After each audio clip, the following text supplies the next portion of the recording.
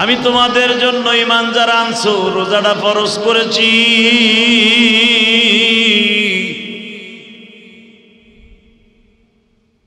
কেবল নাজেল করেছি জানোনি রোজার হুকুমটা কেন দিছি? একমাত্র তুমি আমার নৈকট্য হাসিল করবা, লাআল্লাকুম তাত্তাকুন। এই যে দেখেন যারা যোগালী আস্তরি কাজ করে ভাইজান, যারা স্যানিটারি কাজ করে, দেখবেন যারা মাটি কাটে, রাস্তায় ঝাড়ু দেয়, যারা রাস্তায় কাজ করে, যারা টিনের ঘরে কাজ করে, 10 তলা 20 তলার উপরে ছাদ ঢালাই দিতে যে কাজ করে, এই মাসের মধ্যে, এই বৈশাখ মাসে জ্যৈষ্ঠ মাসে যদি রোজা হয়, এটা কি মাস চলে বাংলা? চৈত্র মাস। এই চৈত্র মাসে রোজাটা চালু হইল, পুরা চৈত্র মাসটা রোজাটা রাখলেন। কত গরম, পানির জন্য কলিজাটা তোমার খারখার হয়ে গেছে, কলিজাটা শুকাইয়া চৌচির হয়ে গেছে। এত কষ্ট হওয়ার পরেও, যোগালী কাজ করার পরে, রাজমিস্ত্রি কাজ করার পরেও রোজাটা ভাঙস নাই।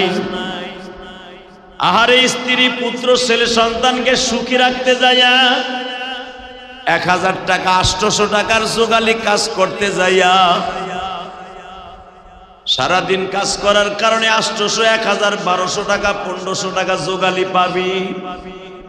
এই আশায় যদি সারাদিন সকাল থেকে নিয়ে সকাল 8টা থেকে নিয়ে বিকাল 5টা পর্যন্ত কাজ করতে পারস, 800 টাকা যোগালী নিয়া 1 কেজি চাউল কিনবি, ডাউল কিনবি, তরকারি কিনে বাসায় যাবি, বাচ্চা কাচ্চা নিয়ে ইফতারি করবি, সেহরি করবি বান্দা,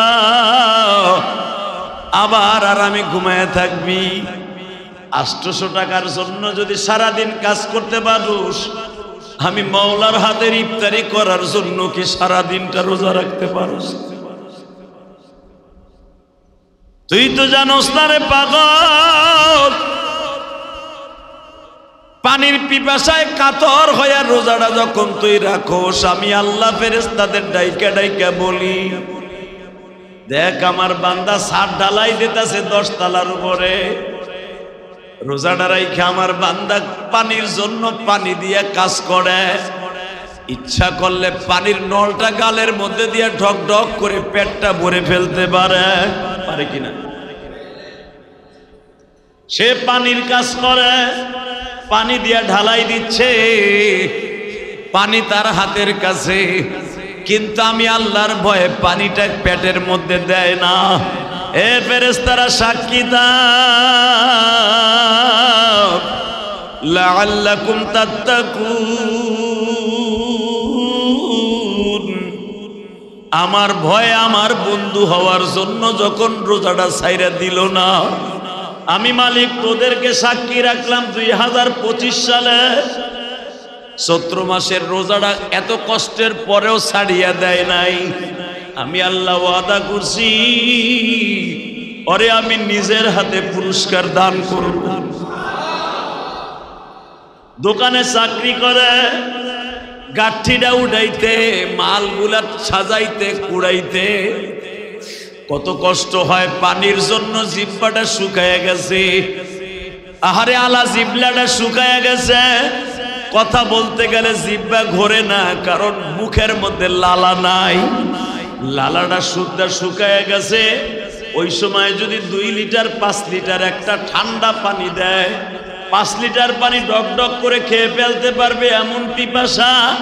সব কিছু বাদ দিয়া আমার পাগল আমার ভয়ে রোজাটা ছাইরা দেয় নাই। তোরা সাক্ষী থাকবে ফেরেশতা, আমি যখন হাউজে কাউসারের গিলাসটা ওর ঠোঁটের কাছে ধরবো, ওর ঠোঁটের কাছে হাউজে কাউসারের গিলাসটা ধরে বলবো, এই পানিটা আমি আল্লাহর কুদরতি পানি গো,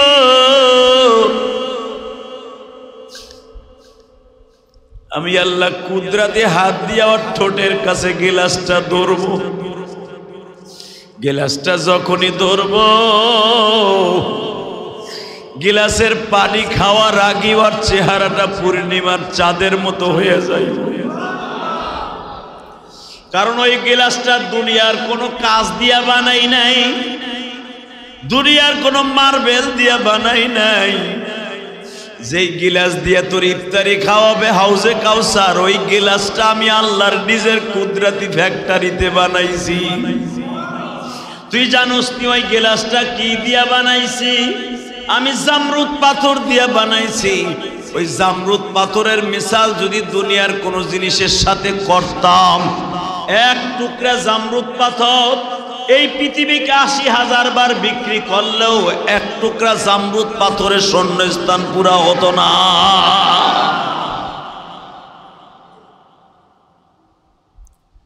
আমার আল্লাহ আরো বলেন, শোন বান্দা, ইফতারি করানোর জন্য হাউজে কাউসারের গিলাস এত দামি হবে, যেই পেয়ালার মধ্যে তুই ইফতারি খাবি মাছের কলিজা দিয়ে, আমার কুদরতি নান রুটি দিয়া, তুই তো জানোস না রে ওই গিলাসটা আর ওই পিরিচটা, ওই পেয়ালাটা আমি আল্লাহ ইয়াকুত পাথর দিয়া বানাবো। ইয়াকুত পাথর কত দামি জানাস? জামরুদ পাথর যদি ৮০,০০০ বার বিক্রি করা হয়, একটা ইয়াকুত পাথরের শূন্যস্থান পুরা হবে না। দুনিয়া ৮০,০০০ বিক্রি করলে এক টুকরা জামরুদ পাথরের শূন্যস্থান পুরা হবে না। আবার কোটি কোটি জামরুদ পাথর বিক্রি করলে ইয়াকুত পাথরের এক টুকরা শূন্যস্থান পুরা হবে না। ওই পেয়ালার মধ্যে আমি আল্লাহ কলিজার ভুনা মাছের কলিজার নান রুটি দিয়ে ইফতারি করাবো। যখন আমি তোর ইফতারিটা সামনে দিব, তুই এমনি বলে ফেলবি, মালি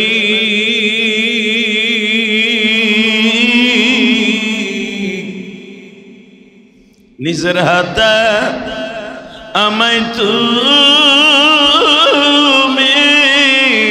বানায়া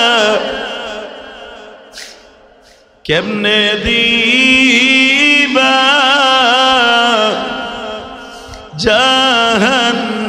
জাহান্নামে ফেলা। আল্লাহ তুমি যখন জাহান্নামে ফেলবা না, নিজের হাতে যখন তুমি ইফতারি করাইবে, তুমি আমাদেরকে মেহমান হিসাবে দাওয়াত দিছ।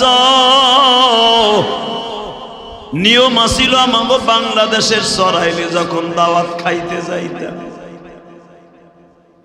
যিনি আমাদেরকে দাওয়াত খাওয়াইতো, ইফতারি করাইতো, ইফতারি যে ব্যক্তি করতো ওই লোকটাও আমাদের প্লেট থেকে খাইতো। কথা কন না এই যার বাড়ি ইফতারিতে যান হে খায় না আপনার লগে? এই যে আমি কয়েকদিন আগে আমার ছাত্র করে ইফতারি করলাম, ছাত্রকের সাথে আমি বইয়াও খাইলাম, খাই না? এই আপনি আমার দাওয়াত দিয়ে নিয়ে কি আপনি বলিয়ে খাইবেন না আমার লগে খাইবেন? কথা কয় না। হ্যাঁ, আপনি আমার দাওয়াত দিলেন, হুজুর আহেন আপনার হলে আমি ইফতারি করবো। আপনি আমার দাওয়াত দিয়া বউরে লইয়া চুলের পিঠে বইয়া ইফতারি করলেন, এটা কি মানুষের কাজ হইব? শয়তানের কাম হইব। কথা ঠিক না বেটি? আপনি আমার দাওয়াত দিয়ে আপনি ঘরের মধ্যে একা একা খাইবেন, এটা নিয়ম না। আপনার নিয়ম হলো আপনি আমার সাথে খাইবেন, ঠিক না বেটি? এটা হলো সুন্নাত। আপনি বললোকে খাইলে যে হারাম হবে তা না, এটা সুন্নাতের খেলাফ। মেজবান দাওয়াত দিয়া মেহমানকে সে নিজের হাতে মেহমানের সাথে বাইরে বাইরে খাওয়ানো, এটা হলো সুন্নাত। ঠিক আল্লাহ যখন আমাদের ইফতারিটা সামনে আনবে, তখন প্রত্যেকটা মানুষ আমরা বলবো, যারা আজকে ২৭ দিন পর্যন্ত রোজা রাখছি, জুমাতুল বেদায় হাজির হয়েছি, এই মানুষগুলো আল্লাহর কমু, তুমি আমাদের দাওয়াত দিয়ে ইফতারি করানোর হুকুম দিয়া তুমি যদি এখন আমাকে লগে না খাও, এটা কেমন দেখা যায়? সুবহানাল্লাহ কইলেন না? আরো জোরে, আরো জোরে। আল্লাহ খায়, এই কথা কর না, আল্লাহ খায়, ঘুমায়। আল্লাহ আল্লাহ আল্লাহ। যখন আপনি আর আমি কমু, আমি জানি তুমি খাও না, কোনোদিনও খাও না। মুসা পয়গম্বর তোমার জিজ্ঞেস করছিল, আল্লাহ তুমি খাও না জানি, খাইলে কি খাইতা? তুমি বলছিলে আমি খাইলে দুধ খাইতাম। দুধ কি খাইতাম? হ্যাঁ, ঘুমাইছিনি না? ইবাদত তো করেন নাই, ঘোড়ার ডিমের ইবাদত করছে। তারাবিটাও তো পড়েন নাই অনেকে। এখানে যদি আমি ইন্টারভিউ নেই, তারাবি গতকালকে কয়জনে পড়ছেন? আমার মনে হয় যেগুলা লোক হয়েছে শতকরা ৭৫% কইব তারাবিও পড়ি নাই, কদর তো বাদ দিলাম। এমন আল্লাহর কুতুব আছে না নাই? হ্যাঁ, জিমান কিনলে গিয়া ফার্মের মুরগি হয়েছে মতো অসুখ হয়েছে, ঠিকই আছে, অসুখ তো হয়েছে, গুনার অসুখ হয়েছে, কথা ঠিক না বেটে? গুনার রোগে ধরছে, জাহান্নামের রোগে ধরছে। আল্লাহ মুসা আলাইহিস সালাম আল্লাহরে জিজ্ঞেস করছে, আল্লাহ জানি তুমি খাও না, খাইলে খাইতা কি কও? আল্লাহ বলেন আমি খাইলে দুধ খাইতাম। কি খাইতাম? জোরে কন। মুদ। কি খাইতাম? দুধ। আল্লাহ, আমি একজনে বলছিলাম জান্নাতি ইফতারি করার জন্য যা চাবেন তাই পাবেন। এক বিড়িখোর দাম করে কয় বিড়ি পাওয়া যাবে। বাটপার হারামি হারাম কর, কত বড় বাটপার তাই চিন্তা করেন। কয় জান্নাতের ভিতরে সেহরি ইফতারি করার জন্য বিড়ি খাওয়া যাবে না? বিড়ি? আমি কহ তুই যদি বিড়ি চাইতে পারো আল্লাহ তোরে বিড়ি দিব। শয়তান, কথা ঠিক না বেটে? আল্লাহ জান্নাতের ভিতরে কোনো হারাম জিনিস খাওয়াবে না। আলহামদুলিল্লাহ বলেন। যা খাওয়াবে নির্ভেজাল ফরমালিন মুক্ত জান্নাতের নেয়ামত খাওয়াবে আল্লাহ। হ্যাঁ, এই দুনিয়ায় যেন মদ হারাম, মদ কিন্তু নাপাক। মদ যদি কারো কাপড়ে লাগে ধুইয়া নামাজ পড়া ফরজ।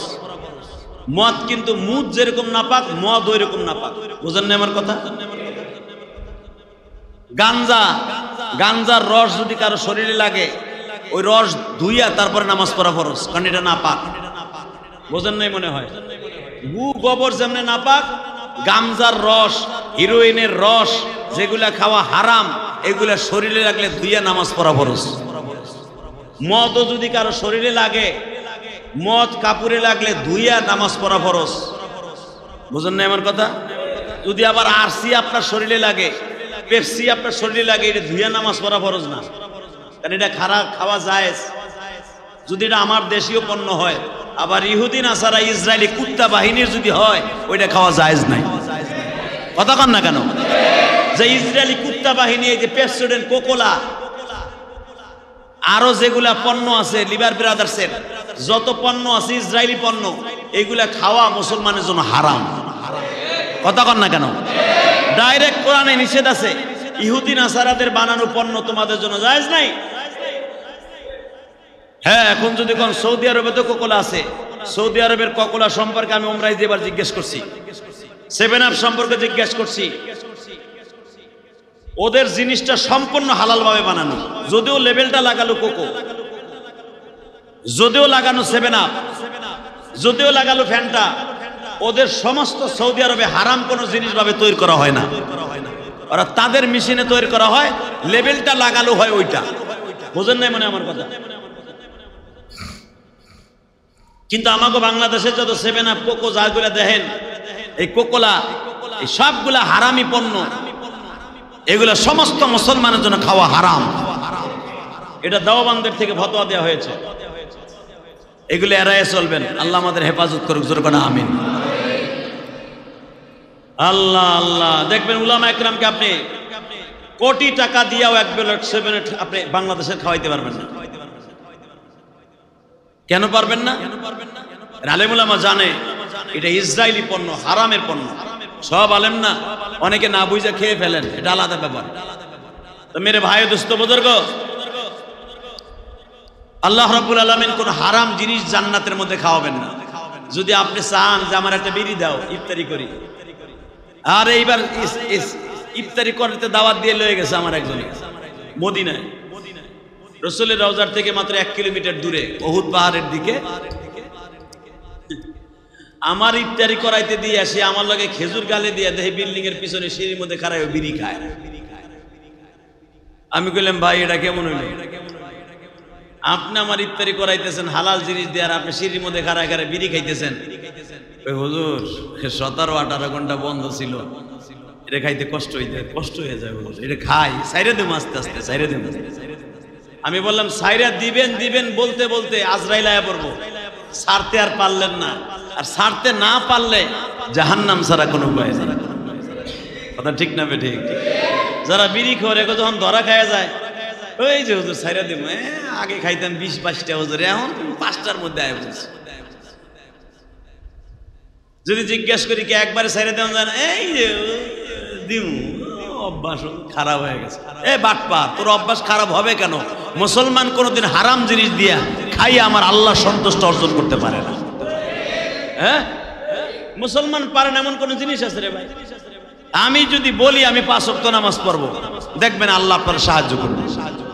আমি যদি বলি খারাপ কাজ করব না, আল্লাহ আমার সাহায্য করবে। আমি যদি বলি বিড়ি খাবো না, কোনো ব্যাপারই না। কথা কন না কেন? আল্লাহ মাদক নিয়ন্ত্রণ একটা সরকারি মাদক দমন আছে না, মাঝে মাঝে মাদক নিয়ন্ত্রণ সরকারি ভাবে কিছু কিছু ক্যাম্প আছে। যারা বেশি মাদক করে ফেলে, সেবন করে ফেলে, এদেরকে সরকারি ভাবে একটা স্কুল থাকে ট্রেনিং দেওয়ার জন্য। 2 মাস 3 মাস মা বাবা বড় লোকের পোলার ওইখানে দিয়া হয়। অর্থাৎ ওইখানে বিড়ি, সিগারেট, গাঞ্জা কোনো কিছু নাই। ওখানে যদি ট্রেনিং দেওয়ার কারণে আল্লাহ সুবহানাহু ওয়া তাআলা সে 3 মাসের মধ্যে ভালো হয়ে যাইতে পারে। আমার বিশ্বাস এই মানুষটা যদি 3 মাস নামাজ পড়ে আর মনে রে কয় আগে খাইতাম 20টা 22টা বিড়ি, এখন খাবো 5টার থেকে যদি বলে আমি খাবো 3টার থেকে যদি বলে খাবো 1টার থেকে যদি বলে নাইডে আর খামু না সাতা, যা কথা ঠিক না বেটে? অসম্ভবের কিছুই না। ও বাটপাট রোজার মাসে কম খাইছে, ইফতারিটা কইরাই ওটার কাজা আদায় করে, সারা দিনের কাজা আদায় করে রাত্রে। সেরিটা খাইয়া সেরির সময় শেষ, আর মাত্র 2 মিনিট বাকি আছে। 2 মিনিটের ভিতরে বদমাইশ সিগারেট একটা ধরে।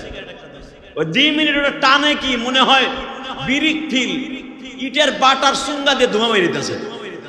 ওই বিড়ি যেটা লাস্টে ধরায় ওইটা আর মুখের থেকে সরায় না, ওটা তো মানে মনে হয় যে ও মরণের খাওয়া খাইতেছে।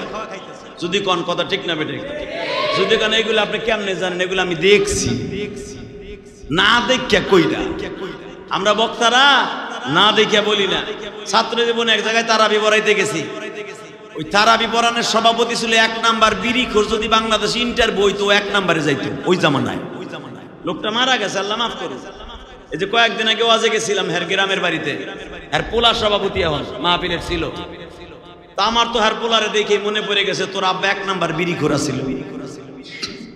তারপরে জিগাইছি কিরে তুমিও খাওয়াটাও নি?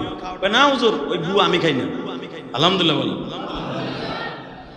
তখন মনের মধ্যে ভালো লাগলো যে বাপ বাংলাদেশের 1 নাম্বার বিড়ি খোরের মধ্যে 1 নাম্বার গেলে হয়ে যাইতো গা।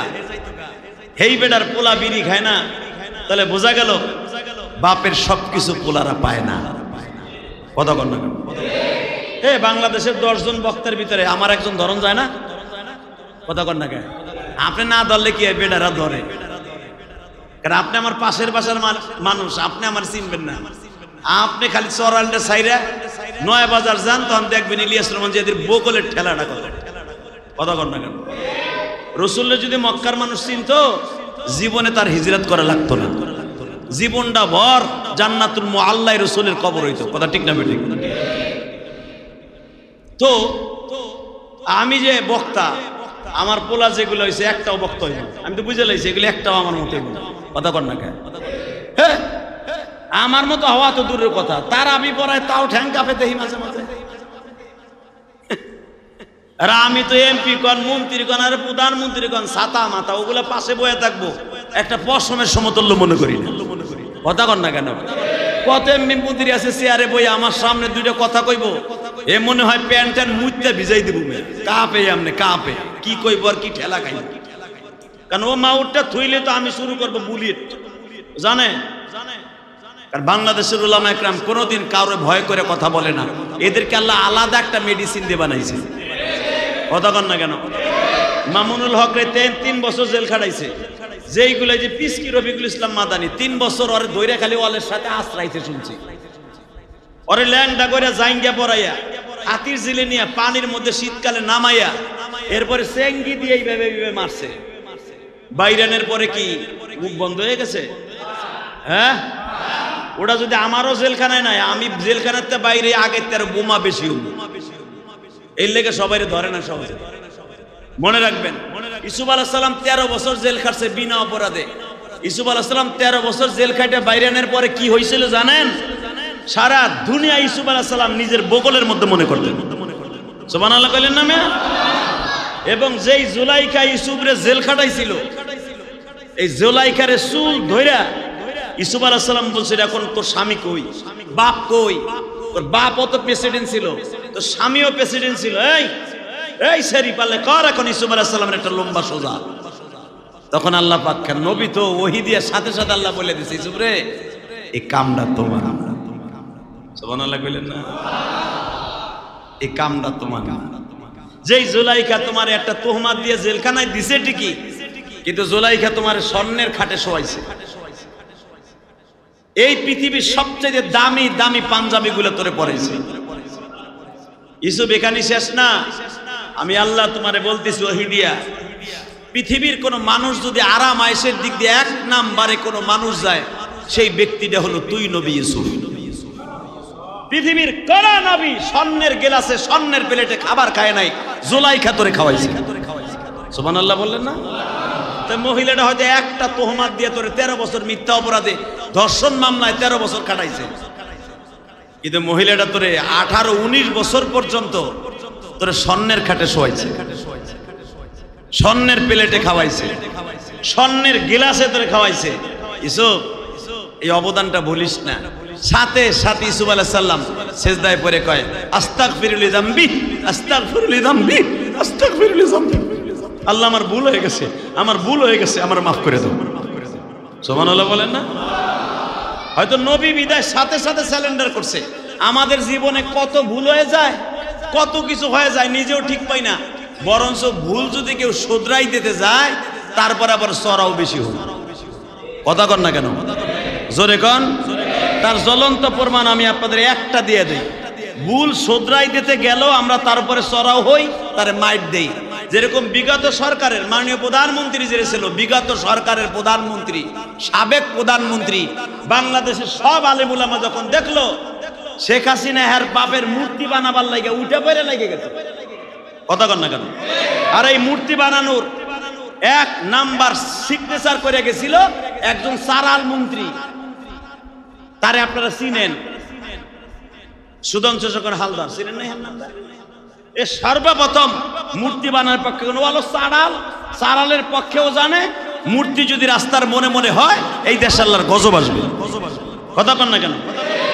যেই দেশে মূর্তি থাকে, মূর্তি দেখে যদি আপনি হজের এহরামের কাপড় পরেও হজে যান, আপনার এহরাম নষ্ট হয়ে যাবে। ওই সাড়াল জানতো যে এটা করলে মুসলমান হজ কবুল হইব না, নামাজও কবুল হইব না।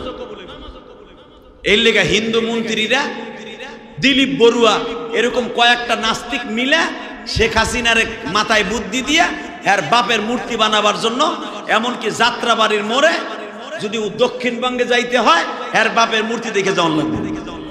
কথা কর না কেন? ড্যামরা রোডে একটা বানাবে, এখানে তার বাপের মূর্তি দেখে যাওয়ান লাগবে। এয়ারপোর্টের ওখানে বানাইতে চাইছিল, পারে নাই হাজিদের কারণে।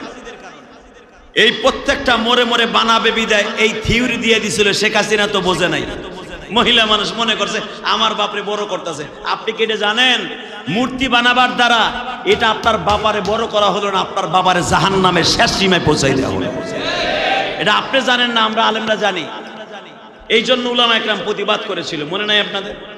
আর এই মূর্তির প্রতিবাদী হাজার হাজার আলেমকে ধরে নিয়ে জেলখানায় ভরা হয়েছিল, যার প্রায়শ্চিত্ত এখন শেখ হাসিনার দিতে হচ্ছে। কথা বলেন না কেন? আমরা নিষেধ করছিলাম মূর্তি বানায়েন না, তখন আমার কথা নেন নাই। এখন আপনার বাপের গলার মূর্তি রশি বাইন্দা পোলাপানে চেন খুইলা মুতে আর উল্লাস করে। কথা বলেন না কেন? কি মিথ্যা কইছি না সত্য কইছি? তালিম উলামা যে বলছিল এটা করা যাবে না, ঠিক ইউসুফ আলাইহিস সালাম, ইউসুফ আলাইহিস সালাতু ওয়াস সালামকে 13 বছর জেল খাটাবার পরে যখন জেলখানার থেকে বের হইছে, আল্লাহর পয়গম্বর ইউসুফ বলছিল, আল্লাহ যারা যারা আমারে মিথ্যা জেলখানায় ঢুকাইয়া কষ্ট দিয়েছে, সূরা ইউসুফের ডাইরেক্ট কোরআনের আয়াত, আমি তাদেরকে ফাঁসি দিব। কেন আমারে মিথ্যা মামলা দিল? আমি কি কোনো অপরাধ করছিলাম? আল্লাহ বলে, ইউসুফ অন্য মানুষের সামনে এটা হয়, নবীদের সামনে হয় না। সুবহানাল্লাহ কইলেন না? আরো জোরে কোন, আরো জোরে। তার জ্বলন্ত প্রমাণ দেয় আমার নবী সুদ্ধা 13 জনকে নবী বলছিলেন ফাঁসি দে। কয়জন? জোরে কন, আরো জোরে, আপনি তো খালেন জানেন রসুলের মিঠা সুন্নাতটা, আপনি জানেন নবী কেউ জীবনে থাপ্পড় দেয় নাই, নবী কেউ বকা দেয় নাই। আরে মিয়া, নবী ফাতে মক্কার পরে, মক্কা বিজয়ের পরে 13 জনকে ফাঁসির কাছে ঝুলায় মারার অর্ডার দিয়েছেন ডাইরেক্ট নবী বলছে, এই কথাও বলছে, হাদিস আসছে, উকতুলুহুম ওয়াজাতুমুহুম মুআল্লিকিনা বিআস্তারিল কাবা। ওমর, তখন ওমর হলো আইন মন্ত্রী, ওসমান হলো খাদ্য মন্ত্রী, ত্রাণ মন্ত্রী। আমাদের দেশের একটু মন্ত্রী পাইলেতে হ্যাগো হ্যার পিছন তালাশ করে পাওয়া যায় না, কথা কন না কেন? একটু নেতাগিরি পাইলে মনে করে সব আমার। আপনি কি জানেন নেতার পিছনের এক সাইড সামনের এক সাইড, সামনে চিরজীবন থাকে না, পিছনের সাইড একদিন ঘোরা লাগে, এটা ভুলে গেলে চলবে না। তো আমার নবী বললেন, এই আইনমন্ত্রী ওমর, ইয়া রাসূলুল্লাহ, এই 13 জনের নাম আমি লিস্টি দিলাম, এই 13 জনের মক্কার সামনে, কাবা ঘরের সামনে ফাঁসির মঞ্চ করে হাজার হাজার মানুষের সামনে ফাঁসি দিবা। নাম বলে দিলেন 13 জনের। 13 জনের নাম লিস্টি চলে আসলো, এক এক করে খোঁজা হচ্ছে কোথায় আছে বেঈমানগুলো। কেউ যে পালাইছে হুজুরের দাদার বাড়ির পিছনে যে উঁচা পাহাড়টা, প্রায় 8500 ফিট উঁচা পাহাড়, এই 8500 ফিট উঁচা পাহাড়ের উপর যে পালাইছে। কেউ জাবালে আবি কুবা এসে পালাইছে, যেটা বাচ্চার বাড়ি এখন 5500 ফিট উঁচা, এই পাহাড়ে যে পালাইছে। কেউ যে আবু বকরের বাড়ির পিছনে পাহাড় ছিল জাবালে হিজরা, ওইখানে যে পালাইছে। জাবালে ওমর, ওমরের বাড়ির পাহাড়ে যে পিছনে যে পালাইছে, কারণ এখন নিয়তা ছিল নেতার বাড়ির পিছনে যদি পালাই এখানে আর কেউ তালাশ করবো না, কথা কন না। আওয়ামী লীগের যেগুলো আকাম কুকাম করছে, যাগো বিরুদ্ধে মামলা হয়েছে, আর অধিকাংশ খুঁজা দেখেন বিএনপির নেতা গো বাড়িতে আছে, কথা কন না কেন? কোটি টাকার বিনিময়ে, লাখ টাকার বিনিময়ে তাদের বাড়িতে যে আশ্রয় নিয়েছে। এটা শুধু এই জামানায় না, এই জামানায় না, এটা ওই জামানায় আসিল। জাওয়ালে ওমরের পিছনে পালাইছে, যে ওমরের বাড়ির পিছনে পালাইলে এখানে কেউ খুঁজতে আইব না, কারণ আমার তো ফাঁসির হুকুম হয়ে গেছে। আর মুহাম্মদ ফাঁসির হুকুম যখন দিছে, আমারে বাঁচায় রাখবে না, ঠিক না ঠিক? জোরে কর। তাহলে বোঝা গেল এখন যে নেতাগুলা আর এক বিরোধী দলের নেতার বাড়ি যে পালায়, এই হাদিসটা তারা ওহিনতে নিছে, ঠিক না বেটি? এরা হাদিস জানে তো নেতারা। কারণ মুমতাজ সংসদে খাড়ায়া, ওরে বাপ রে বাপ, সে বুখারী সিয়াসাতটা মুখস্থ করে। হালাকে শরীর যদি জিজ্ঞেস করি, ওজুর ভিতরে 13টা সুন্নাত আছে, ঠিক মতো কত ও কেন আর বাপেও পারবো না, কথা কন না কেন? 13টা সুন্নাত যদি ওই মুমতাজরে জিজ্ঞেস করি যে ওজুর ভিতরে 13টা সুন্নাত আছে, নামাজের ভিতরে 13টা ফরজ আছে, কত খাড়ায়া ও সংসদে ও কেন ওর বড় নেতাও পারতো না। দাঁড়ানোর দিকে তো ওমরের, জাবালে ওমরের যে পালাইছে, জাবালে আবু বকরের যে পালাইছে, জাবালে উসমানের উপর যে পালাইছে, জাবালে আবি কুবাইসের মধ্যে যে পালাইছে, 13 নেতায় 13 জায়গায় যে পালাইছে, একজন পালায় নাই। সুবহানাল্লাহ। নাম তার আবু দাসানা। নাম কি? হ্যাঁ, নামটাও তো মনে রাখবেন না, নাম রাখবেন সাকিব খানের, শাহ আলম খানের, তারপরে ওই যে শাহরুখ খানের, এগো নাম মুখস্থ রাখবেন। এগো গেলেই তো কবরে জিগাইব, সাকিব খানের ছবি দেওয়াস নাই কে বুড়া, এ তো তোর দেশের সুপারস্টার, দেহাউস নাই কে, কথা ঠিক না বেটে? এটা জিগাইব না। হালাকে 13 জনের ফাঁসি আমার নবী নিজে লাগছে মিয়া। এই 13 জনের নাম আপনার মুখস্থ করার দরকার, এটা জিজ্ঞেস করবে কবরে, কথা ঠিক না বেটে? যেগুলো এমপি মন্ত্রী আছে এগুলোর জিজ্ঞেস করবে নবীর কাছ থেকে আইন শেখো নাই কেন, নবীর আদর্শ তোদের মধ্যে ছিল না কেন, জিজ্ঞেস করা হইলো। কি রে সবাই পালায়, তুই পালাস নাই কে? আবু দাসানা তুই পালাস নাই কে? পট করে বলে ফেলছে, আমার জানা আছে যেই লোকের রাগ বেশি ওই লোকের মায়া বেশি। হ্যাঁ সুবহানাল্লাহ। বউরে লইয়া ইফতারির সময় কইব, আমি আবার বলছি। আবু দাসানা বলতেছে, আমি জানি যার রাগ বেশি তার মায়া বেশি, এবং আমার জানা আছে পৃথিবীর কোন মানুষের সামনে যেই শব্দটা আল্লাহ ইউজ করে নাই আপনার সামনে ইউজ করছে। নবী শুনতাছে, ওর বক্তব্য কি, মরার ভয় কি কি কয়, তোর তো ফাঁসি দিমু, তুই আর কি কস ক। আবু দাসানা বলে, পৃথিবীর শ্রেষ্ঠ একটা কথা আল্লাহ আপনার সামনে নাজেল করছে, কি? ওয়ামা আরসালনাকা ইল্লা রাহমাতাল লিল আলামিন।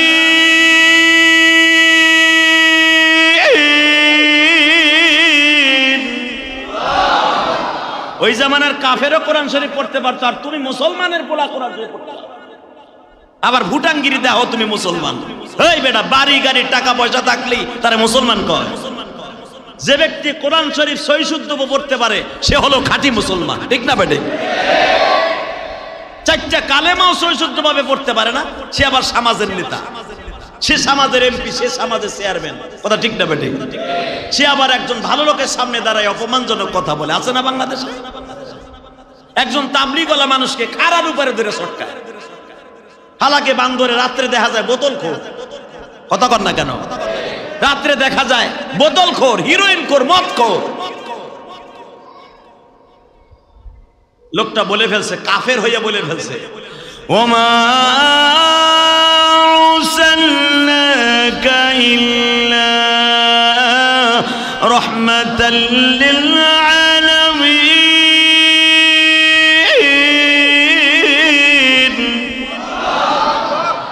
সাহাবীর একটা জায়গায় দুর্বল ছিল, মনে রাখবেন। কোন কাফের যদি কোন মুসলমানের সামনে কালেমা পড়তো অথবা কোরআনের আয়াত পড়তো, সে এখনো কালেমা পড়ে নাই কিন্তু কোরআনের আয়াত পড়ছে, সাথে সাথে তারে মাফ করে দেব।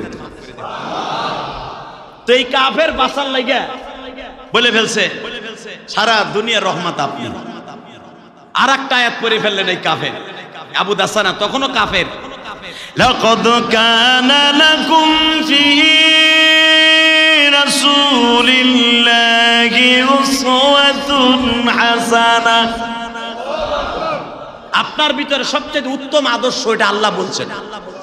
আপনি পৃথিবীর কোনো বাচ্চার মতো না, আপনি এমন একজন বাচ্চা। লাকাদ কানা লাকুম ফি রাসূলিল্লাহি উসওয়াতুন হাসানা, আপনি সারা দুনিয়ার মানুষের মডেল। এখন আপনি যদি সারা দুনিয়ার মডেল হইয়া বাচ্চা হইয়া আমারে ফাঁসি দেন, দেন। নবী আমার চোখটা আস্তে করে, এত সময় গরম আসিল। নবী মনে রাখবেন বুখারীতে আসছে, আমার নবী যখন কখনো রাগ হইতেন, এখানে অনেক রাগী পুরুষ আছেন, রাগ দেখায় রাস্তাঘাটে, আর দেখবেন বিলাই হয়ে যায় বউর কাছে, আছে না নাই? হ্যাঁ, আমার নবী সব জায়গায় একরকম, বিবিদের কাছে যেমন রাস্তাও এরকম। এমন এমন নেউরা মার্কা মুসলমান আছে এখানে, বউর কাছে গেলে ওর সব পুতা মোতা সব হারাই জায়গা, বিসি পেটে যায় আর বিসি খাড়ায় যায় রাস্তায় গেলে, কথা কর না কেন? রাসূল আকরাম সাল্লাল্লাহু আলাইহি ওয়াসাল্লাম সেই কথাই বলেন হাদিসে, যারা রাস্তায় যেরকম ঘরেও যেরকম বাইরেও সেরকম, সে হলো আসল পুরুষ, কথা কর না কেন? এমন পুরুষ বাংলাদেশে আছে না? বল লাগে পারে না বেটা, বল লাগে পারে না, হে রাস্তায় যে অনেক কিছু দেয়, আছে না নাই? আমার রাসূল বিবিদের কাছে যেমন ছিলেন, রাস্তায় সেমন ছিলেন। রাসূল যখন রাগ হইতেন, মা আয়েশা বলেন, হুজুরের এই দুই ভুরুর মাঝখানে একটা রগ আছিল, রগ, যেটা বুখারীতে আসছে। এই রগটা মুসলমানের পোলা তেলের পাইপের মতো উঁচা হয়ে যেত। এটা হলো নবীর রাগের সিমটম। অনেক লোক এখানে আছে দেখবেন, রাগ হইলে হ্যার এই জায়গার রগ খারাই যায়, আছে না? আমার নবীর এই জায়গার রগ খারাইতেন না। বুখারীতে আসছে, তিরমিজিতে আসছে, আমার নবীর এই ভুরুর মাঝখানে একটা রগ আছিল, তেলের পাইপের মতো লাল, এবং এই গালের চলের এইখানে দুইটা রগ আছিল। যখন নবী রাগ হইতেন, এই রগ দুইটা উঠে যাইত। এই দুই ভুরুর মাঝখানে নবীর তেলের লাল পাইপের মতো এরকম উঁচা হয়ে যাইত। নবী তারে ফাঁসি দেওয়ার জন্য তেলের পাইপের মতো এই চোখের ভুরুটা উঁচা হয়ে গেছে, ফাঁসি দিবে, এই চল লাল হয়ে গেছে। যখন দুইটা আয়াত পড়ছে, সাথে সাথে আমার নবীর লাল সেই রগ নাই। আর এইটা যখন নিস্তেজ হয়ে যাইত, এইটা যখন বন্ধ হয়ে যাইত, সাহাবা একরাম বুঝতেন এখন হয়তো আমার নবী রহমাতুল লিল আলামিন হয়ে গেছে। সাহাবীরা এই রগটা উঁচা হইলে, এই রগটা উঁচা হইলে কোন সাহাবী, এমনকি কোন নবীর বিবিরা পর্যন্ত নবীর সামনে আসতেন না। যেরকম ভাবে আমার নবী 9 জন বিবির উপরে একবার নাজেল হয়েছিল, একবার রাগ হয়েছিল, সেই রাগটা ছিল রমজান মাস। কবে? জোরে কন, আরো জোরে। বউগুবার রাগ হয়েছিল কোন মাসে? আমরাও কিন্তু বেশিরভাগ রাগ হই বউর উপরে রমজান মাসে। কোন তো কবে? আপনার বউ যদি কয় গত বছর আমার শাড়ি দিছিলা 3000 দিয়া, এবার কত দিতে হবে? 12,000 দিয়া। ওই যে আমার বান্ধবী কিনছে 13,000 দিয়ে, তুমি 12,000 দিবা। দাম করে খাটের থেকে নাইমে কবে তোরে আর তোরে, খালি আর একবার চাইয়া দেখ, তুই জানোস না বেতন পাই নাই। কথা ঠিক না বেঠিক? হ্যাঁ জোরে কর না কেন?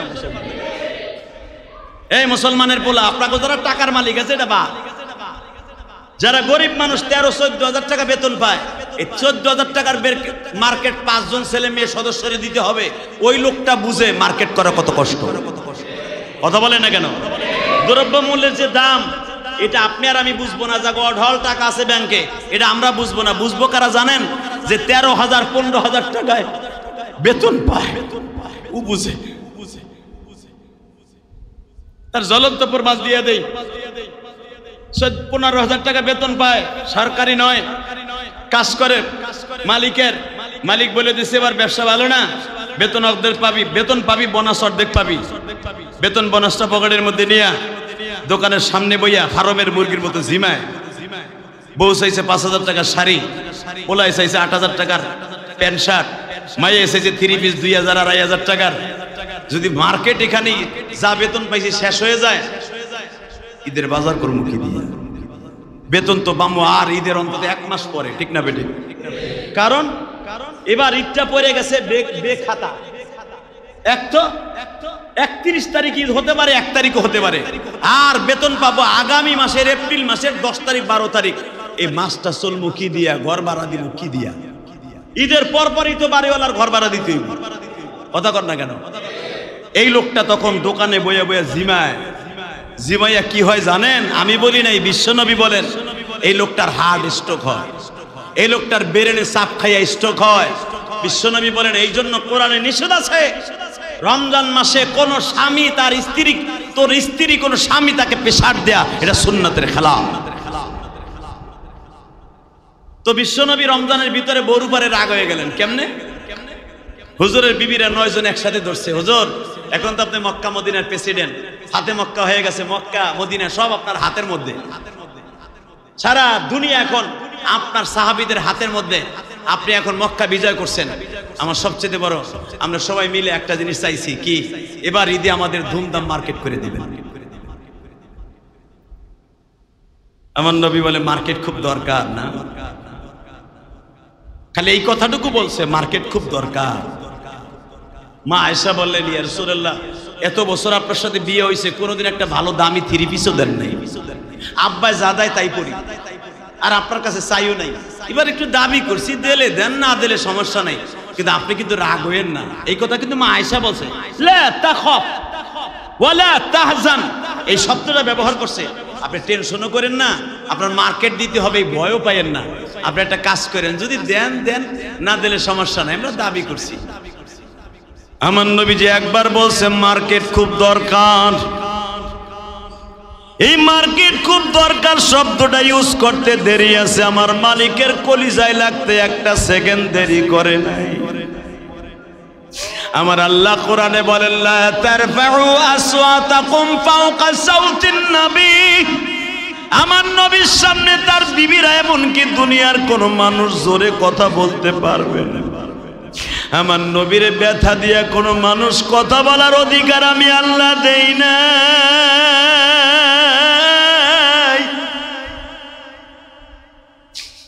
নবী আমার কষ্ট পাইয়া যখন বলছে মার্কেট খুব দরকার, তোমরা ভাবছো আমি মক্কা বিজয় করছি, টাকা পয়সার অভাব নাই। তোমরা কি জানো আমার পকেটে আমার মাত্র গোসল করার সাবান কেনার পয়সা আমি নবীর পকেটে নাই। এই কথা বলে মসজিদের নববীর ভিতরে নবী রাগটা করে বসে আছে। নবীর এই 2 কপালের মাঝখানের রগটা বাবা লাল হয়ে গেছে, চলের রগগুলা লাল হয়ে গেছে। আমার মালিক বলিয়া দিলেন, নবী আপনার 9 জন বিবি একসাথে তালাক দিয়ে দেন, আমি আল্লাহ নতুন করে আবার আপনারে বিয়ে দিমু। ডাইরেক্ট সূরা আহজাবের আয়াত নাযিল হয়ে গেল, নবী আপনি 11 জনকে একসাথে তালাক দেন। কে বলতেছে? জোরে বলেন, আরো জোরে। একসাথে 9 জনকে তালাক দেন, আমি আল্লাহ আপনাকে আবার নতুন করে বিয়ে দেব। আয়াত নাযিল হয়ে গেল, এখন তার কি করার আছে? এখন আর কি করব? যেই আল্লাহ বিয়ে করতে কইছিল ওই আল্লাহ এখন তালাক দিতে কইতেছে। এখন আপনি বলেন, নবীর বিবিদেরকে তালাক দেওয়ার পরে পৃথিবীর কোন মানুষের বিয়ে করা তাকে জায়েজ নাই। সারা দুনিয়ার উম্মতের জন্য তাকে বিয়ে করা হারাম। তাদের ভিতরে কান্নাকাটি আরম্ভ হয়ে গেল, আমাদের জিন্দেগির অবস্থা কি হবে? আল্লাহ বলে দিয়েছে তালাক দিতে। এক দুই দিন না, পুরা রমজানের 10 তারিখ থেকে নিয়ে 29 তারিখ পর্যন্ত আমার নবী মসজিদে ছিলেন। একটা মিনিটের জন্য ঘরে যায় নাই, কোনো বিবির ঘরে যায় নাই। এই 29টা এই 21টা অথবা 19টা দিন আমার নবী মসজিদে কাটাইছে। একটা বিবিও একটা সেকেন্ডের জন্য ঘুমায়নি, কারণ তাদের সবচেয়ে বড় জান্নাতের নিয়ামত ছিল তার স্বামী নবী মুহাম্মদ রাসূলুল্লাহ। এটা আপনার আমার বউ না যে রাগ করে থাকলে অন্য রুমে ঘুমাইতে হের মজা লাগে। কথা বললেন না কেন? হে চায় আপনি আলাদা রুমে ঘুমান। আমার নবীর এমন একজন নবী, তার বিবিরা একটা সেকেন্ডের জন্য নবী ঘরে থাকতে অন্য জায়গায় রাখতে তারা রাজি না। সেই মানুষটা 19 দিন আজকে মসজিদের মধ্যে হয়, মসজিদে খায়, মসজিদে সেহরি করে, মসজিদ ইফতারি করে। বিবিরা পাগল, এক ঢোক পানিও তারা খায় না। ইফতারি করার জন্য শুধু কোন রকম কলাটা ভিজায়, কোন রকম একটু একটা খুরমাকে 10 ভাগ করে একটু গালে দেয় সেহরির সময়, বাকিটা খায় না। 19 দিনের দিন কোরআনের আয়াত আবার নাযিল হয়েছে। আমার নবী এরপরে ঘরে ঢুকছে। আরো জোরে বললেন না? এরপরে নবীর বিবিরা বললেন, জীবনে আর কোনোদিন আপনার কাছে কোনোদিন একটা 3 পিসও চাবো না, কিন্তু আপনি আমাদের সাথে একটা ওয়াদা দেন, জীবনে কোনোদিন এই যে রগটা, এই রগটা আমাদের সামনে উঁচা করবেন না। অর্থাৎ এই রাগ আপনি দেখাবেন না। বুখারীতে আসছে এই রগটা আপনি উঁচা করবেন না। এই রগ উঁচা করলেই তো তাদের পরে রহমত নাযিল হইতো না। মেরে ভাই দোস্ত বুজুর্গ, এই সাহাবী যখন বললেন আপনার সাথে দামি আর কেউ নাই, সঙ্গে সঙ্গে বলতে দেরি আছে। নবী বললেন, ওমর রে দেখো তো এই লোকটার ছোট বাচ্চা আছে কিনা। বলতে দেরি আছে, দেখে 7 বছরের একটা বাচ্চা, ছোট্ট মেয়ে নবীর সামনে আয়া পড়ছে। আরো জোরে কইলেন না? নবী জিজ্ঞেস করলেন ছোট বাচ্চাটাকে, তোমার আব্বারে ফাঁসি দিব, তোমার কাছে প্রতিক্রিয়া কি তাই বলো। এখন কানবেন, পৃথিবীর এমন কোন বাচ্চা নাই তার বাবারে যদি পুলিশের সামনে কেউ মারে ওই মেয়েটা ওই ছেলেটা সহ্য করতে পারে, ঠিক না বেঠিক? নবী বললেন তাকে চোরের মতো বান্ধাও, ফাঁসির মঞ্চের জন্য নিয়ে যাও। ছোট্ট মেয়েটা একটা দৌড় দিয়ে যায় বিশ্ব নবীর পাও দুইটা জড়াই ধরছে।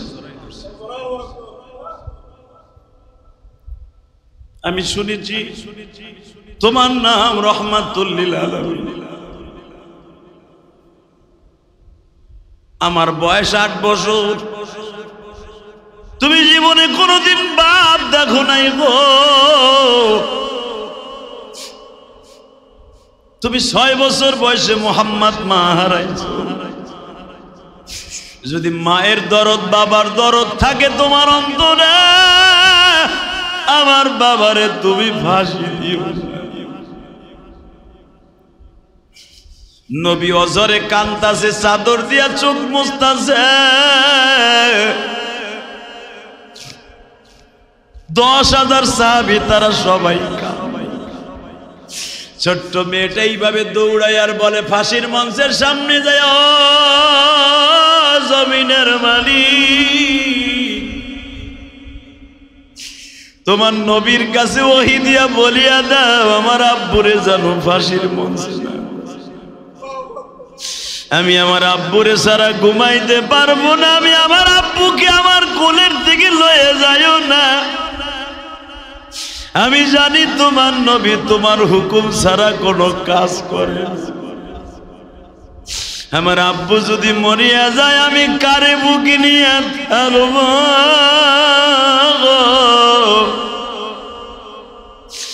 নবী কাবা ঘরের দরজার সামনে দিয়া দৌড় দিয়া ওই বাচ্চাটারে কোলে নিয়ে বলে, তোমার চোখের পানিগুলা মুইছা ফেলো, আমি তোমার আব্বুরে ফাঁসি দিব না। হযরত ওমর বলেন, ইয়া রাসূলুল্লাহ, হুকুম হয়ে গেল, ফাঁসির রায় হয়ে গেল, আপনি আবার এই ফাঁসির রায়কে কেন নিস্তানাবুদ করে দিলেন? নবী আমার বলেন ওমর রে, যেই মালিক অর্ডার দেয় ওই মালিক আবার অর্ডার ফিরে এলো। কেন আমি তো দুনিয়ার জজ সাহেব না রে ওমর, আসমান জমিনের মালিক যিনি উনি হলো বড় জজ সাহেব। উনি অর্ডার দিয়েছিল এদের ফাঁসির মঞ্চ দেওয়ার জন্য, কারণ এরা ইসলামের সবচাইতে বড় দুশ্মন ছিল রে ওমর। ইসলামের দুশ্মনির কারণে ফাঁসির মঞ্চে মওলাই দিয়েছিল। কিন্তু এই ছোট মেয়েটার চোখের পানি আমার মওলার কলিজা ভেদ করে দিয়েছে। এই ছোট মেয়েটার চোখের পানির খাতিরে হয়তো মালিক ওর থেকে অর্ডার উঠাই নিয়ে গেছে। ওমর রে, ফাঁসির মঞ্চটাকে সরায়া ফেলা, এই সাহাবী দাসানাকে এমনি করে নাজাত দিয়া দে। দাসানা দৌড়ে আসলেন, ইয়া রাসূলুল্লাহ, যুগে যুগে কি এইভাবে হুকুম থাকবে? নবী আমার বলেন, মনে রাখো, দুনিয়ার সব প্রেসিডেন্ট ইচ্ছা করলে তারে মওকুফ করে দিতে পারে, কিন্তু যার মৃত্যু ফাঁসির কার্যকারের মধ্যে লেখা আছে, দুনিয়ার কোন মানুষ তারে অসাধারণভাবে মৃত্যু দিতে পারবে না। জোরে কোন? নবী এক এক করে 13 জনকে সবাইকে আল্লাহর হুকুমে মাফ করে দিলেন। সেটা মনে রাখবেন। কথাটা বুঝাইতে চাইছিলাম কোনটা? নবীও রাগ করতেন, নবীও ফাঁসির মঞ্চের হুকুম দিয়েছিলেন। হয়তো তাদের আমলের কারণে, তাদের চোখের পানির খাতিরে রব্বে কারিম কয়েকজনকে মাফ করে দিয়েছিলেন, বাকি কয়েকজনকে ফাঁসির মঞ্চে ঝুলানো হয়েছিল। বোঝা গেছে নবী শুধু মিঠা সুন্নাতি আদায় করে নাই, নবী তাদেরকে ধরে ধরে কল্লা উড়াইছে। কথা বলেন না কেন? অর্থাৎ ইসলামের খাতিরে, কোরআনের খাতিরে, নবীর খাতিরে ইসলামের হুকুমত ওরা এক নবী জমিনে করে দেখাই দিয়ে গেছে। আমি নবী শুধু দোয়া করি নাই, আমি ওদের জন্য বড় দোয়া করছি। আল্লাহ রাব্বুল আলামিন আমাদের সবাইকে বুঝে বুঝে আমল করার তৌফিক দান করুন। আজকে জুমাতুল বিদা 2025 সালের সর্বশেষ আমার নবী জুমাতুল বিদায় যেই কথাগুলো বলতেন, এখন আমি আপনাদের সামনে উপস্থাপন করব। নবীর কথাগুলো বুখারী থেকে উপস্থাপন করব। আমার সাথে ওয়াদা দেন, 2026 সালে যদি আল্লাহ আমাকে রোজা ওই পর্যন্ত বাঁচায় রাখেন, 2026 সালে রোজা যদি আল্লাহ আমাকে কবুল করেন। এই বছর রোজা শুরু হয়েছে কয় তারিখ থেকে? হ্যাঁ, মার্চের। আগামী বছর রোজা হবে ফেব্রুয়ারির 20 তারিখ থেকে। কথা বলেন না কেন? কারণ ফেব্রুয়ারি মাস কয় তারিখ? 28 তারিখ। সেই হিসেবে 2 তারিখ হয়, 10 দিন আগায় আসেন। কয় তারিখ হবে? 19 অথবা 20 তারিখ। আগামী বছর ফেব্রুয়ারি মাসের 20, 21, 19 চাঁদের উপরে ডিপেন্ডেন্ট। যদি আগামী বছর 26 সালে ফেব্রুয়ারি মাসের 19, 20 অথবা 21 মাহে রমজান সংগঠিত হয়, যদি বেঁচে থাকি 30টা রোজা কে কে রাখবো? বলেন ইনশাআল্লাহ। আরো জোরে, আরো জোরে। বেঁচে থাকার নিয়ত আছে তো? জাগো বাইচে থাকার নিয়ত আছে তারা হাত খুব জোরে সরে উঠেন। আর জাগো বাইচে থাকার উঠেন না, একটি রাকের নিচে পড়বেন, বাসের নিচে পড়ে মরবেন, অটো গাড়ি থেকে পড়ে মাজা বাইঙ্গে শীতে মরে থাকবেন, অগ দরকার নাই হাত উঠান। নামান হাত। যদি কোন হাত উঠালে কি হইব শোনেন আমার কাছ থেকে। আমার নবী বলেন, নেকের কাজে যত দ্রুত হাত উঠাবে আল্লাহ ওইটা কবুল করবে। আমি আবার বলছি, নেকের কাজে যে যত দ্রুত আগ্রহ করে হাত উঠাবে আল্লাহ ওইটা কবুল করবে। আগামী বছর 26 সাল ফেব্রুয়ারির 20 তারিখ 19 তারিখ পর্যন্ত বেঁচে থাকার নিয়ত আছে না নাই? আছে? সবাই আছে? আমার আছে, আমার আছে। একটা শর্তের উপরে বেঁচে আছে, বেঁচে থাকার নিয়ত আছে। যদি আল্লাহর হুকুম হয় চলে যেতে হবে, ঠিক না বেঠিক? যদি বেঁচে থাকি, আমার হায়াত থাকে, সুস্থ শরীরে যদি আল্লাহ রাখে, আগামী বছর 26 সাল 19, 20, 21 যদি রোজা হয়, 30টা রোজা রাখার নিয়ত করে 1 বছর বেঁচে থাকবো। কার কার নিয়ত আছে? লিল্লাহি তাকবীর। নামান হাত। নবীর জুমাতুল বিদায় প্রথম উপস্থাপন। দ্বিতীয় উপস্থাপন, আল্লাহ যদি বাঁচায় রাখে আজকের থেকে নিয়ে এতদিন নামাজ রোজার ভিতরে একটু ঘাটতি করতাম, নামাজটা ঠিক মতো পড়তাম না, আজ থেকে ওয়াদা করেন এক ওয়াক্ত নামাজ ছেড়ে দেব না ইনশাআল্লাহ। ইনশাআল্লাহ বলেন, এক ওয়াক্ত নামাজ ছেড়ে দেব না মানা। 2 নম্বরে 3 নম্বরে আল্লাহর বিধান, আল্লাহর হুকুম সুস্থ শরীরে বেহুশ হওয়ার আগ পর্যন্ত, স্ট্রোক করার আগ পর্যন্ত, সেন্স থাকা পর্যন্ত আল্লাহর হুকুমের বাহিরে কোন কাজ করব না। রাজি আছে ইনশাআল্লাহ? 3 নম্বরে 4 নম্বরে যারা এখনো ফেতরা দেন নাই, যাকাত ফেতরা আজকে কালকের ভিতরে কমপ্লিট করবেন ইনশাআল্লাহ।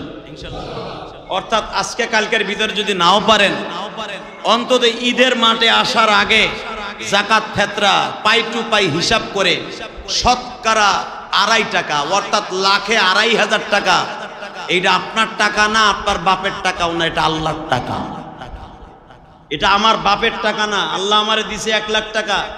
আমি একদিন, আমি ইলিয়াস রহমান যদি 1000 টাকার মালিক ছিলাম না, আমি জানি আমারটা, আমি জানি আপনারটা আপনি জানেন। আপনি 5 লাখ টাকার মালিক ছিলেন না, মালিক এখন আপনাকে 5 কোটি টাকার মালিক বানাইছে। কে বানাইছে? আপনার বাপে, আপনার দাদায়, হ্যাঁ না আপনার ব্যবসায়? কে দিছে? আপনার মতো কত ব্যবসায়ী লস খাইয়া পাগল হয়ে রাস্তা দিয়ে ঘুরতেছে, কথা কর না কেন? এই সরাইল, এই কেরানীগঞ্জের কত লোক বাপ দাদা কোটি কোটি টাকার সম্পদ রেখে গেছে, বাপ দাদার সম্পদ বেইচা এখন ভাড়া থাইকা মানুষের কাছে জাকাতের কাপড় নিয়ে বউরে পরায়, জাকাতের লোক সে নিজে পড়ে, কথা কর না কেন? আবার দেখা গেছে যে আপনার বাড়ি ভাড়া রয়েছে, সে 10 তলা বিল্ডিং করে হের বাড়ি আপনি ভাড়া থাকতেছে। এটা কার খেলা? এটুক চিন্তা করলেই তো হয়ে যায়। অতএব যাদের জাকাতটা এখনো আদায় করেন নাই, আর একটা মাসলা বলে দেয়, জুমাতুল বিদায় নবী যেটা বলতেন, যে ব্যক্তি জাকাত ঠিক মতো আদায় করবে তার মাল কোনোদিন নষ্ট হবে না। জাকাতটা ঠিক মতো আদায় করে দিবেন ইনশাআল্লাহ। আপনার বিবির 7.5 ভরি স্বর্ণ আছে, 7.5 ভরি, এটা আপনার বিবি জাকাত দিবে, এটা আপনি না। মাসলা আপনি জানেন? আপনার বউরে আপনি দিয়ে দিছেন, এটা যদি আমার বউ তো হুনতাছে মাইকে, ভালো করে আমার বউরে শুনাই দেয়। আপনার বউ যদি শুনে থাকে, আপনার বউরে যে আপনি শোনাবেন, যদি আমার মাইকের আওয়াজ না শুনে, আপনার বিবি যদি 10 ভরি স্বর্ণর মালিক হয়, এটার মালিক কিন্তু আপনি না। যদি বউরে আপনি দিয়ে থাকেন একবারে, যে তোরে দিয়ে দিলাম মহারানা হিসাবে, অর্থাৎ তুই আমার বউ, এটা আমি মরে গেলে তুই কাজে লাগবো। মেয়েদেরকে কেন স্বর্ণ দেওয়া হয়, মোহর কেন দেওয়া হয়? অর্থাৎ স্বামী মরে যাওয়ার পরে ওই টাকাটাও তার গাছ হয়ে খারাপে, পোলাপানে ভাত না দিলেও ওইটা দিয়ে অন্তত আমার ওই মা, আমার ওই বোনটা জীবনযাপন করতে পারবে। এই জন্য আল্লাহ মোহরের বিধান রেখে দিয়েছে। আর এটা দিয়ে ফরজ। আপনি মহারণা হিসাবে 10 ভরি স্বর্ণ দিচ্ছেন, এটা যদি আপনার বউরে লিখে দিয়ে থাকেন, লেখা না দিয়ে দিচ্ছেন, এটা আরামে। আর মনে করবেন ওইটা আপনার বউ, যেটা আপনি চাইলে পাবেন না। যদি আপনি যে বলেন আমার কিডনি ট্রান্সফার করতে হবে, তোমার ওখান থেকে 5 ভরি স্বর্ণ দাও, তোমার তো আছে 25 ভরি অথবা 12 ভরি, ওইখান থেকে আমারে দাও, 5 ভরি দাও, আর 7 ভরি রাইখে দাও, যেন জাকাত দেওয়া না লাগে। যদি আপনার বউ কয়, কে তোমার ওই যে চরাল মাঠের কোনায় বাড়ি আছে না, ওইটা বেচতে পারো না, তুমি আমার স্বর্ণের দিক মুখ দাও, কথা কর না কেন? বন্ধ একটা জায়গা আসলে বেচে কিডনি ট্রান্সফার করো।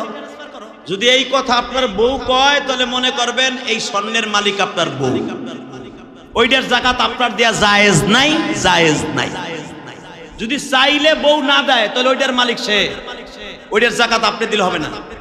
দিলে হবে, কিন্তু এটা দেওয়ার আপনার জন্য মুস্তাহাব না। হ্যাঁ, আপনি দিলে দিতে পারবেন, কিন্তু বউরে এটা বলতে পারবেন যে তোমার তো এবিলিটি নাই, তুই তো আর গার্মেন্টসে চাকরি করস না, তুই তো আর কোনো কিছু ইনকামও করস না, তোর জাকাত না দিলে তো তোরে আল্লাহ কেলাইবো, আমারও কেলাইবো, আমারে কেলাইবো না, তোরে কেলাইবো। তুই যখন আমার ছেলে মেয়ের দায়িত্ব নেস, যা তোর জাকাতটা আমি আদায় করে দিলাম। যদি এই শর্ত আপনি তার সাথে করে দেন, তাহলে আপনার বউ জাহান্নামের হাত থেকে বাঁচবে, নচেত না। বুঝতে পেরেছেন আমার কথা? স্বর্ণের জাকাত অধিকাংশ কিন্তু মেয়েদের উপরে ফরজ, আপনার পরে ফরজ না। অতএব যদি আপনি দিয়ে দেন, এই ইহসানের পরে দিতে পারবেন। জাকাতটা ঈদের মাঠে যাওয়ার আগে দিয়ে দিবেন, বলেন ইনশাআল্লাহ। আপনার যদি ব্যাংকে 1 বছর 1 লক্ষ টাকা থাকে, 1 লাখ, 1 বছর ঘোরার পরে ওই টাকাটা যদি এইভাবেই থাকে, 2,500 টাকা আপনার জাকাত দেয়া ফরজ। এটা আপনি দিতে হবে, দিতে হবে, দিতে হবে। যদি না দেন ঠিক মতো, আপনার টাকা বাড়বে ঠিকই, আপনার ব্যবসা বাড়বে ঠিকই, 5 বছর পরে এই টাকা জং ধরতে ধরতে হঠাৎ করে কিডনি নষ্ট, ব্রেন টিউমার, হার্ট নষ্ট, যে কয় টাকা যাকাতে আপনি ফাঁকি দিছিলেন এক ধাক্কায় চলে যাবে 35 lakh. I come challenge, I come challenge, I come challenge। 5 বছর যাকাত ঠিক মতো দিবেন না, ফেতরা দিবেন না, আল্লাহর কসম যে কয় টাকা আপনি যাকাতে ফাঁকি দিবেন, দুদুকে ফাঁকি দিলে যে সরকার আপনার দুদুকের মামলা হয়, মালিকের দোজকের একটা মামলা আছে, সেটা যাকাতের মামলা। যাকাত যারা ঠিক মতো আদায় না করবেন আপনার মাল ধ্বংস হয়ে যাবে, আইজ হোক কাইল হোক ধ্বংস হবে হবে হবে হবে, কারণ এটা আল্লাহর হুকুম আপনি লঙ্ঘন করেছেন। ইনশাল্লাহ যাকাতটা দিবেন তো সবাই? হে কন্যা কন্যা যাকাত দিবেন তো ইনশাল্লাহ সবাই?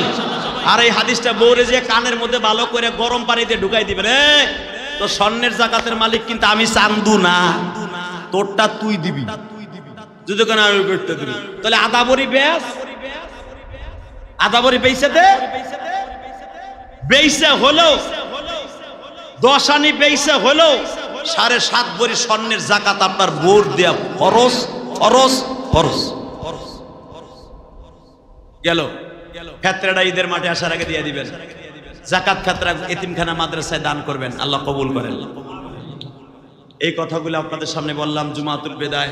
আল্লাহ রাব্বুল আলামিন আমাকে আপনাকে সবাইকে পালন করার তৌফিক দান করুন। আসেন তওবা করি, আস্তাগফিরুল্লাহ রাব্বি মিন কুল্লি যামবি ওয়া আতুবু ইলাইহি লা হাওলা ওয়ালা কুওয়াতা ইল্লা বিল্লাহিল আলিয়্যিল আযীম লা ইলাহা ইল্লাল্লাহু মুহাম্মাদুর রাসূলুল্লাহ। সবাই সবার জন্য দোয়া করেন। জুমাতুল বিদায় সবাই সবাইকে মাফ করে দিয়েন। আগামী বছর যদি বেঁচে থাকি 5 ওয়াক্ত নামাজ পড়ব। আর একটা কথা না বললেই নয়, বিগত মসজিদ আমি করার পরের থেকে জুমার নামাজ পড়াইছি, ঈদের নামাজ পড়াই নাই। এই বছর ঈদের নামাজ আমি পড়াবো ইনশাআল্লাহ তাআলা। ঈদের নামাজ কয়টা দিব বলেন? রায় দেন। 100 জনে বলবেন, একটা রায় হবে। নবী সাল্লাল্লাহু আলাইহি ওয়াসাল্লাম ঈদের নামাজের ব্যাপারে সবার কাছে জিজ্ঞেস করতেন, কারণ প্রস্তুতি দরকার আছে। 30 দিন রোজা রাখবেন, কারণ এখনকার নিয়ম আর ঈদের পরের সময় নিয়ম কিন্তু এক না। কারণ আপনারা যে সময় ঈদের নামাজ পড়বেন ওই সময় কিন্তু এখন ঘুম থাকেন, ঠিক না? এই জন্য নবী জিজ্ঞেস করতেন কখন দেয়া যায়। মেজরিটি পার্সেন্ট হতে কয়েকদিন কবে দিলে ভালো হয়? নিয়মিত মুসল্লি যারা হেরাকন আগে, আপনি তো যাইবেন দেশে, আপনারা দেখি ওর মধ্যে একজন কয়েছে 8:30টায়, আর কে 8টায়। আচ্ছা আচ্ছা, ভোট আইছে 2 রকম, একটা হলো 8টায়, একটা 8:30টায়। এখন বিশ্বনবীর সুন্নাত তরিকা 8:30টায় হোক, এই পর্বে কে কে রাজি আছেন তারা হাত উঁচা করেন। 8:30টায় নামান হাত, নামাইতে বলছি তো। 8টায় যারা রাজি, 8টায় যারা পড়বেন হেরা হাত উঁচা করেন। নামান। যদিও 8টায় বেশি হয়েছে, যদিও 8টায় লোক বেশি হয়েছে, কিন্তু 8টায় আপনারা আইসা পারবেন। এটা আমার মন কেন জানো কয়। আর ঈদুল ফিতরের নামাজটা একটু দেরি করে পড়া সুন্নাত, কেন জানেন? ঈদুল আজহা হলো তাড়াতাড়ি পড়তে হয়, ঈদুল ফিতর হলো একটু দেরি করে পড়তে হয়। প্রস্তুতি নিয়ে আতর সুরমা নতুন জামা পড়তে দেরি লাগে না? নতুন জামা পড়তে দেরি লাগে। বিশ্বনবী এই জন্য একটু দেরি করে পড়তেন, তাখির করতেন, তাখির। অর্থাৎ বিশ্বনবী ঈদুল ফিতরটা একটু দেরি করে পড়তেন, কারণ ঈদুল ফিতরের সুন্নাত হলো 13টা। কয়টা? আজকে না বললে তো বুঝবেন না। ঈদের দিন 13টা হলো সুন্নাত। 1 নাম্বার হলো ঈদের নামাজের আগে নতুন জামা পরা, গোসল করা, মেসাক করা, দাঁত ভালো করে পরিষ্কার করা, ঠিক আছে না? এরপরে সুরমা লাগানো, সুরমা মহিলাদের তো আসা জায়েজ নাই, বাসায় বই লাগাবে। পুরুষ সুরমা লাগাবে না, পুরুষ তেলের মধ্যে সুগন্ধি লাগাবে, মাথায় ঘেরান তেল লাগাবে, তারপরে আতর লাগাবে, নতুন জামা পরবে, এবং যত প্রকার মহিলা সিস্টেমে সাজ আছে ওইটা বাদ দিয়ে, মহিলারা যেমন সাজেই পাবে না, মহিলা সাজ বাদ দিয়ে হাদিসে ভাবে আসছে সাজবেন, নতুন স্যান্ডেল পরবেন যদি সমর্থন থাকে। এরপরে যেই রাস্তা দিয়ে আপনি আসবেন ঈদের মাঠে ওই রাস্তা দিয়ে যাবেন না। রাস্তা দিয়ে যাওয়ার সময় সদকা ফেতরা দিতে দিতে আসবেন। বুঝেন না আমার কথা? এটা হলো সুন্নাত। যারা ফেতরা আগে আদায় করেন নাই তারা, যেরকম আমার কথা আমি কই, আমি ধরেন ঘরেতে বাইরে ডাইন দিকে আবু বকরের দোকানের সামনে দিয়া বন্ধ ডাকপাড়া মসজিদের ওখান দিয়ে একটু ঘুরে আনোয়ার বাড়ির সামনে দিয়ে আসলাম, এটা আমার একটা সুন্নাত আদায় হয়ে গেল। আপনি আপনার বাড়িতে বের হইয়া আপনি ডাইন দিকে যাওয়া সুন্নাত, বাম দিকেও যেতে পারেন। বাম দিকে আনোয়ার বাড়ির সামনে দিয়া অথবা ওই যে বাবুল গো বাড়ির ওইখান দিয়ে যাইয়া একটু ঘুরলি দিয়ে আইসা মসজিদে ঢুকলেন, এটা হলো সুন্নাত। এখন যদি কোন আমি এই যে জানে আলম ভাইয়ের বাড়ি এলো মসজিদের সাথে এ দাম করে আইয়া দৌড় দিয়ে লাভ দিয়ে হে যদি আর বিল্ডিং এ তার লাভ দেয় তাও মসজিদের সাথে পড়বো, কথা কর না কেন? এ যদি এইটা মনে করে যে আমি দৌড় দিয়ে গেলে এলো, তাহলে সুন্নাত আদায় হলো না। আপনি করবেন কি, বাড়িতে বাইরে ডাইনে অথবা বামে একটু মুসল লইবেন। রসুল সুন্নাত একটা সুন্নাত 100 শহীদের সওয়াব পাবেন। কি আদায় করা যাবে না ইনশাআল্লাহ? ডাইনে বামে একটু ঘুরে আসলেন, এক দোকানদারে জিজ্ঞেস করেন, কি রে ভাই ঈদের মার্কেট টার্গেট করছো তো, কিছু লাগবো নি? আরে দূর লাগবো না, একটা কাজ করো, তোমার ছোট মেয়েটারে এই 1000 টাকা দিও। এটা কিন্তু জাকাতের টাকা না, এটা আমি দানের থেকে দিলাম, বোনাস দিলাম। আপনি দিছেন কিন্তু জাকাত। আপনি কি দিছেন? আপনি বলছেন যে 1000 টাকা দিলাম তোমার মেয়ের বকশিস, ঈদের সালামি, কিন্তু এটা দিছেন জাকাত থেকে, আপনার জাকাত 3 ডবল আদায় হয়ে যাবে। মাসলা জানেন আপনি? কেউ যদি প্রয়োজন মনে করে কেউ পকেটে থেকে টাকা দেয়, আল্লাহ তার জাকাতকে 100% পুরা করে দেয়। কবেন এটা দান, এটা জাকাত দেই নাই, কিন্তু আপনি দিচ্ছেন জাকাত, আপনার জাকাত আদায় হয়ে যাবে। এ ভাই ভালো আছো তো? মার্কেট টার্গেট হয়েছে তো? হ্যাঁ ভাই হয়েছে আলহামদুলিল্লাহ। এই যে একটা সুন্নাত আদায় করে মসজিদে আসলেন, কারো নামাজ কবুল না হলে আপনারটা হবে, আলহামদুলিল্লাহ বলেন।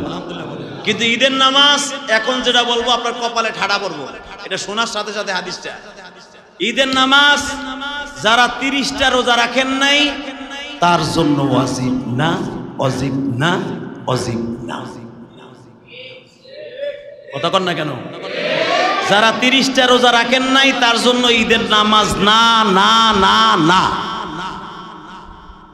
ঈদের নামাজ এটা ওয়াজিব নামাজ, শুকরানা নামাজ, এটা যারা 30টা রোজা রাখছে তাদের জন্য, বালেক পুরুষের জন্য। যারা রোজা রাখেন নাই তোর জন্য ঈদের নামাজ না, বা হারাম খোর। এখন যদি কোন তাহলে আমি আইলে কি আল্লাহ আমারে ঘুষাইবো? ঘুষাবে কি না ঘুষাবে এটা হে জানে, আমি জানি না। তবে ঈদের নামাজ রোজাদার ছাড়া না। আপনি আসতে পারেন, নফল আদায় হতে পারে, একটা শর্তে আপনি আসতে পারেন ঈদের নামাজ পড়তে। অধিকার আপনাকে রসুল লাস্টের ভাবে এইভাবে আজওয়াফুল ঈমান, সে এইভাবে আসতে পারে যেরকম ভাবে একটা লোক দাওয়াত ছাড়া গেলে আরে প্লেট দিলেও না দিলেও গুনাহ হইব না, আরে মারলেও গুনাহ হইব। কথা কন না কেন? আপনার মেয়ের বিয়ায় দাওয়াত দেন নাই, একজন যে প্লেট নিয়ে বইছে, আরে মারলে কিন্তু গুনাহ হইব না। অতএব আল্লাহ দাওয়াত দিয়ে আনছে আপনার রোজাদার রে, আপনি যদি আসেন ওই দাওয়াত ছাড়া মেহমানের মতো হইব। আইলে আল্লাহ সওয়াব দিতেও পারে, নাও দিতে পারে। আল্লাহ আমাদের সবাইকে বুঝে বুঝে আমল করার তৌফিক দান করুন। আল্লাহুম্মা আমিন।